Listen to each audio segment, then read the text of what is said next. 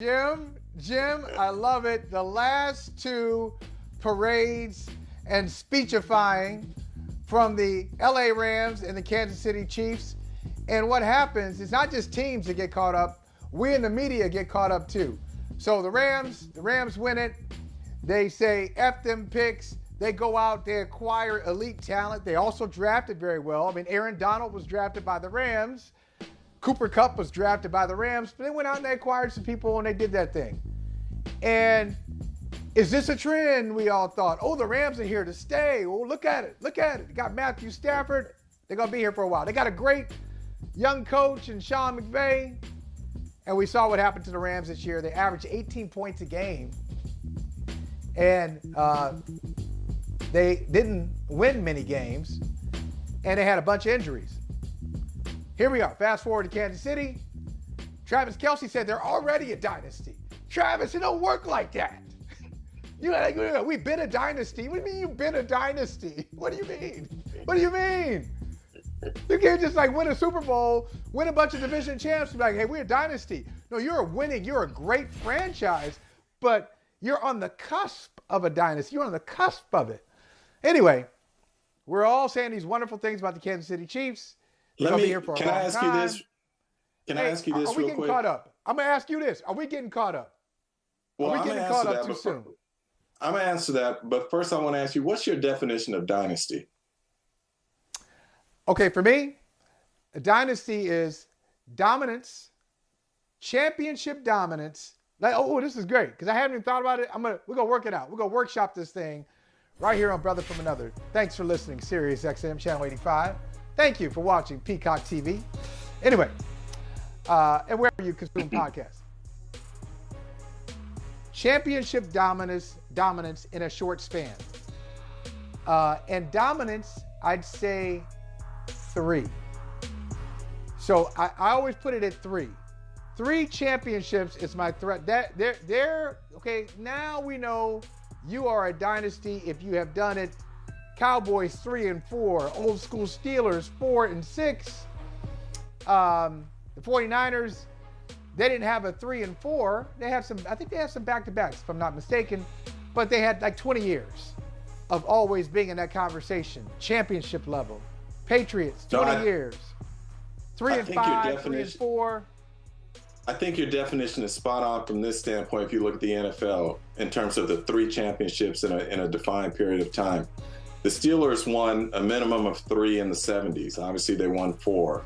In the 80s, you had the 49ers who won 3 in that decade. In the 90s, you had the Cowboys who won 3 in that decade. And following that, you had the Patriots who won 3, a minimum of 3, I should say, with these teams, a minimum of 3 in the 2000s.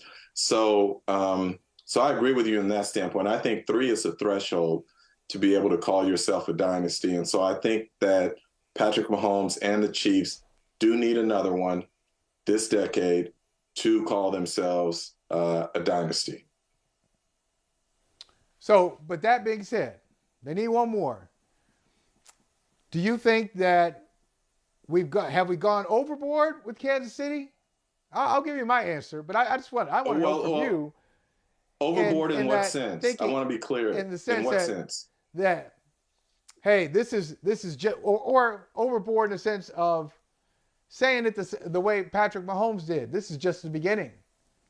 This is just the beginning. I think the Kansas City Chiefs are going to be around championship level for a long time. Do you agree? Yes, I do. And I do think they're going to be around for a while, as long as Andy Reid and as long as Patrick Mahomes are there together and Brett Favre is making the moves that he has made in the personnel office. I do think that this is the beginning. Look, here's the thing we overlooked to some degree.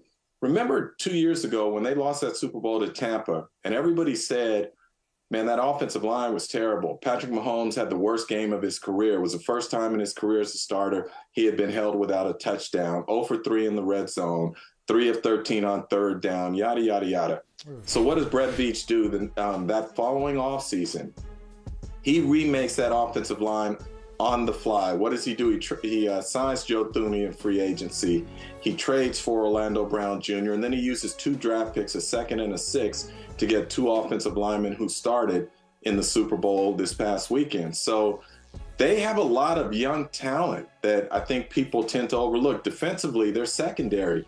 They've got a number of young guys in there. I believe 3 rookies who were regulars in that sort of rotation that they play with and whatnot. And on the outside, what have we seen from Patrick Mahomes?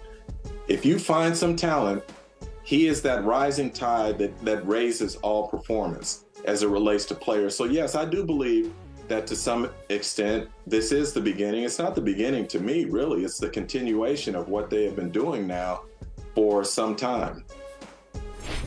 So, Jim, and I think I know why you make a distinction with Kansas City compared to LA, based on what you just said. They got young talent, yes, and these guys aren't going anywhere, as opposed to... And they have young talent. But most importantly, they have young talent at the quarterback position. Patrick Mahomes is only 27. Okay. Matthew Stafford is on his way out shortly.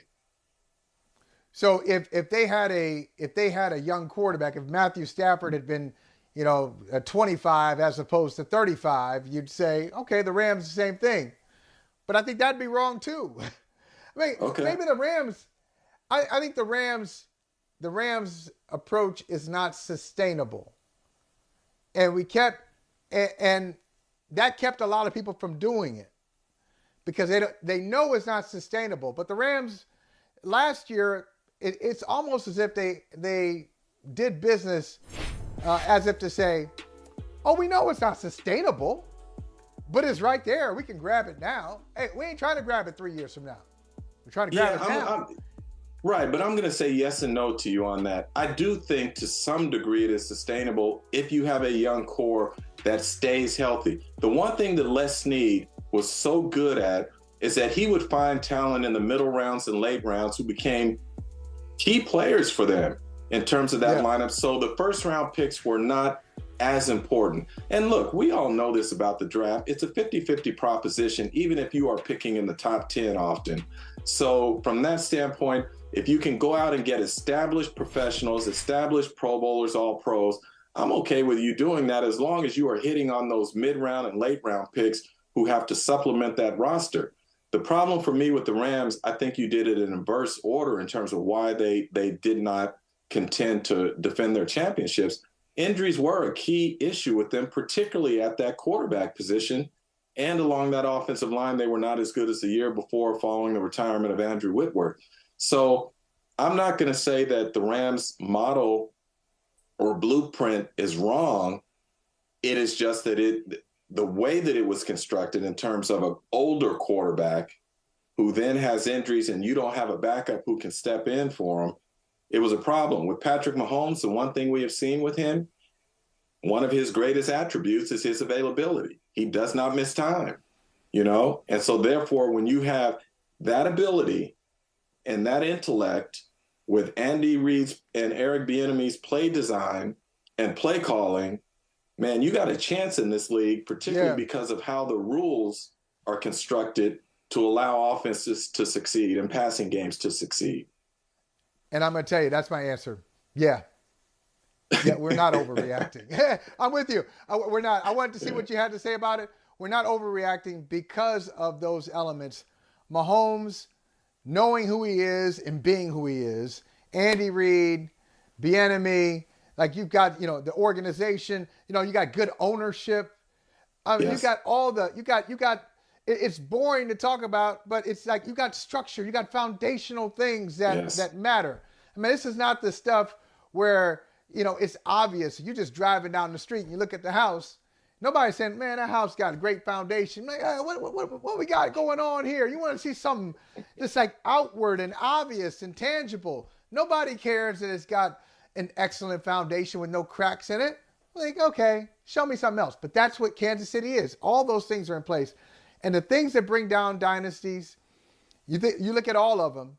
You know what has sunk all of our modern dynasties, the ones that you mentioned, except for the Steelers. It didn't sink the Steelers. The Steelers are in the pre-salary cap era. They got old. Like, there's no salary cap. Right. There's no real free agency. They had their group together. Lambert, Turf Toe, Terry Bradshaw got old, Franco, like those guys just they had their group together for a long time. They just got old. and it dissolves. Absolutely. But Absolutely. the thing that brings down modern dynasties is ego. Oh, you took the words right out of my head. No question. The word right out of my head. Hey, thank you for watching Brother from Another. If you haven't hit that subscribe button, go ahead and do that now. Don't forget, you can catch us 3 to 4 weekdays on PeacockTV.com and on Sirius XM Channel 85.